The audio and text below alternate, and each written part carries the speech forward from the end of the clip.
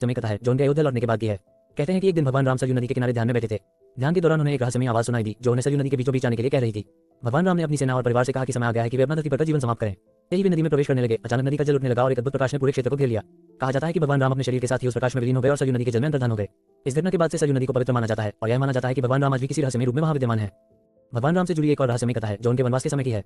जब राम, सीता और लक्ष्मण पंचवटी में निवास कर रहे थे तब एक दिन सीता ने सोने का हिरण देखा और राम से उसे पकड़ने की इच्छा व्यक्त की। राम ने लक्ष्मण को सीता की रक्षा का आदेश देकर हिरण का पीछा किया थी जो भगवान राम के जीवन की आगे की लीला को आकार देने वाली थी। यह रहस्यमय कथा दर्शाती है कि भगवान राम के जीवन में घटित घटनाएं एक गूढ़ योजना का हिस्सा थी। भगवान राम से जुड़ी रहस्यमयी कहानी का दूसरा भाग इस प्रकार है। रहस्यमयी कथा का तीसरा भाग इस प्रकार है। इस रहस्यमयी भगवान राम से जुड़ी एक और रहस्यमयी कथा है जो उनके वनवास के समय की है। जब राम, सीता और लक्ष्मण पंचवटी में निवास कर रहे थे तब एक दिन सीता ने सोने का हिरण देखा और राम से उसे पकड़ने की इच्छा व्यक्त की। राम ने लक्ष्मण को सीता की रक्षा का आदेश देकर हिरण का पीछा किया। हिरण वास्तव में राक्षस मारीच था जो रावण का अनुचर था। राम ने जैसे ही हिरण को तीर मारा, मारीच ने राम की आवाज में हे लक्ष्मण मुझे बचाओ चिल्लाया। सीता ने जब यह आवाज सुनी तो उन्होंने लक्ष्मण को राम की सहायता के लिए भेजने का आग्रह किया। लक्ष्मण ने अनिच्छा से सीता को अकेला छोड़कर राम की ओर दौड़ लगाई, लेकिन जैसे ही लक्ष्मण वहां पहुंचे उन्होंने राम को सुरक्षित पाया। ये देखकर राम चौंक गए और तुरंत वापस लौटने का निर्णय लिया।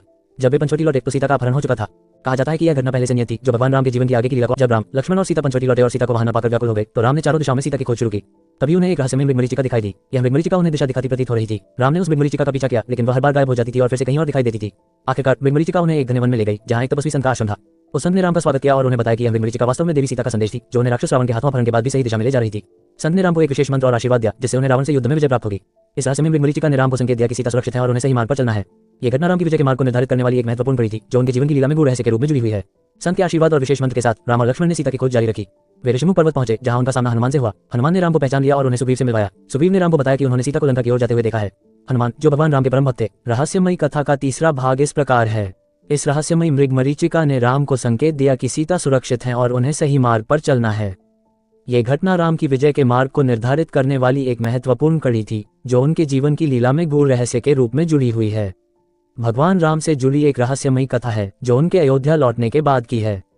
कहते हैं कि एक दिन भगवान राम सरयू नदी के किनारे ध्यान में बैठे थे। ध्यान के दौरान उन्हें एक रहस्यमयी आवाज सुनाई दी जो उन्हें सरयू नदी के बीचों बीच आने के लिए कह रही थी। भगवान राम ने अपनी सेना और परिवार से कहा कि समय आ गया है कि वे अपना धरती पर का जीवन समाप्त करें। सरयू नदी के किनारे भगवान राम ने जल समाधि लेने का निर्णय लिया। जैसे ही वे नदी में प्रवेश करने लगे अचानक नदी का जल उठने लगा और एक अद्भुत प्रकाश ने पूरे क्षेत्र को घेर लिया। कहा जाता है कि भगवान राम अपने शरीर के साथ ही उस प्रकाश में विलीन हो गए और सरयू नदी के जल में अंतर्धान हो गए। इस घटना के बाद से सरयू नदी को पवित्र माना जाता है और यह माना जाता है कि भगवान राम आज भी किसी रहस्यमयी रूप में वहां विद्यमान हैं।